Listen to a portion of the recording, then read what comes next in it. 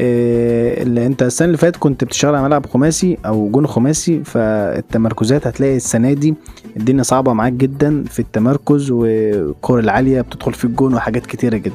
انت يا بطل اللي استمر واتمرن كتير جدا، ما تقلقش حته الطول دي، ما تقلقش منها خالص. انت بس تمركز، انت سنك معظم اللي في سنك نفس طولك، فانت اتمرن كويس مع اي مدرب، وزود مع مدرب تاني غير المدرب اللي معاك برضو زود معاه، واسمع كلام المدرب بتاعك على قد ما تقدر.